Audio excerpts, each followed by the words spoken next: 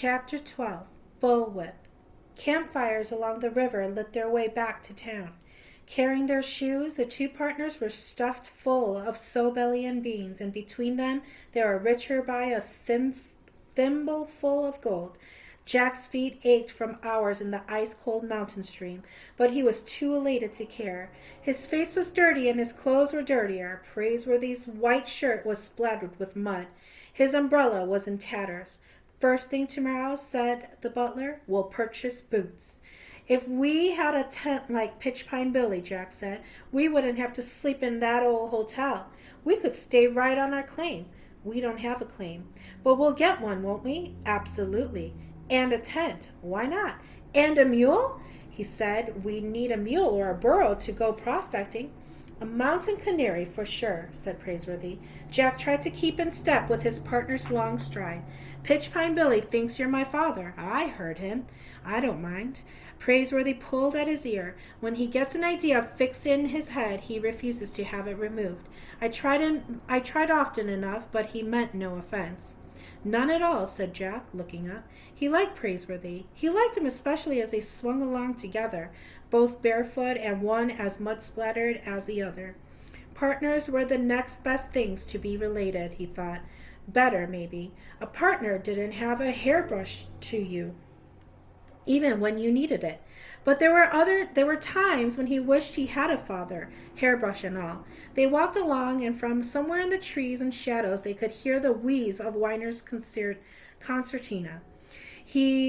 For days, since the discovery of Aunt Arabella's picture in Praiseworthy's carpet-bag, Jack had wondered about it. The moment had never seemed right to ask, but now the question just tumbled out. "Does Aunt Arabella know you've got her picture along?" Praiseworthy shifted the pick to his other shoulder. Yes, the picture," he said quietly. "I've been meaning to give it to you. I've no right to it, no right at all. It's only a picture. You keep it." Jack shifted the shovel to his other shoulder. "Why doesn't Aunt Arabella have a husband?" "What?" "I mean, she's beautiful, isn't she?" Praiseworthy seemed positively embarrassed. "Now see here, Master Jack. Jamocha Jack, Constance says Aunt Arabella was in love once, but he died, and women like that never get over it. They just get to be old maids." "Miss Constance should be spanked," Praiseworthy replied shortly, and then he changed the subject. "First thing in the morning I must see about getting my gold pan mended. I'll bet Aunt Arabella would marry you if you asked."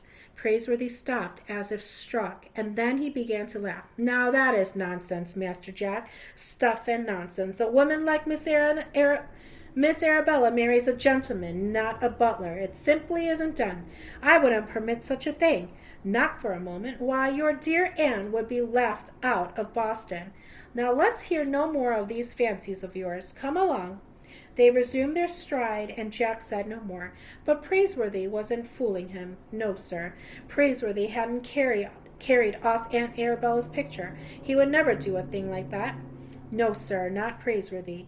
Aunt Arabella had given him the picture, Jack thought. Yes, sir, and the more he thought about it, the more it pleased him.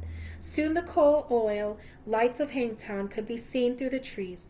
Praiseworthy stopped to put on his shoes, but Jack just carried his.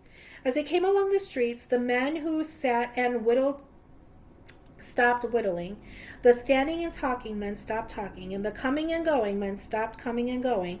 Jack had a sudden feeling that everyone was staring at them. What was wrong? Didn't they have their heads on straight? And then a voice said, "There he is. That's him, all right." Praiseworthy and Jack kept walking. They passed the assay office and the cheap John auction store and the general merchandise. A cold feeling was creeping along Jack's neck. "Maybe they're looking for somebody to hang," he whispered. "Unlikely at this time of night," said Praiseworthy, but he was concerned. The men seemed to be smiling in Hangtown. That might be a bad sign. When they reached the Empire Hotel, the porch loungers gazed at him in kind of awe. A mutter of voices arose. "Knocked that outlaw 17 feet. Uphill. 19 feet, the way it was told to me. 19 feet and 11 inches. They measured it." Praiseworthy stopped in the doorway. He looked at Jack, who broke into a muddy smile as if they had been saved from the limb of a tree. And then the butler turned, peering at the whiskered faces grinning in the yellow light from the hotel. A miner shifted the lump of chewing tobacco in his mouth and said, "Stranger, you must have a fighting arm like the butt end of a bullwhip. Pleased to have you in our town." "Pleased to be here," Praiseworthy said, lowering the pick from his shoulder, "but not under false colors. Gentlemen, allow me to explain. Hey, Bullwhip, where you and the young'un from?"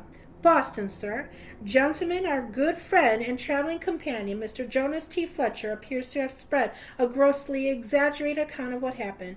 You see—" "Hold on, you calling him a liar?" "No, but—" "Well, did you knock that road agent uphill or not?" "Yes, but—" The miners began to chuckle, and chewing tobacco went squirting in all directions.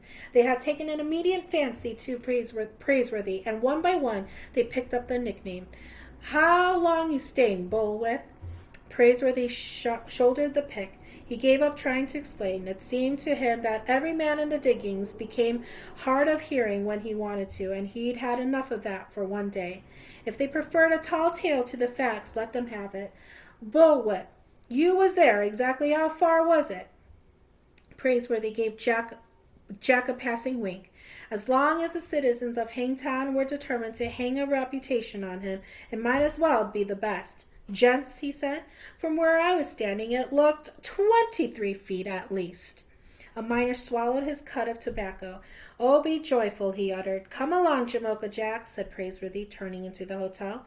Jack felt a brand new smile reach across his face. "Yes, sir, Bullwhip," he said.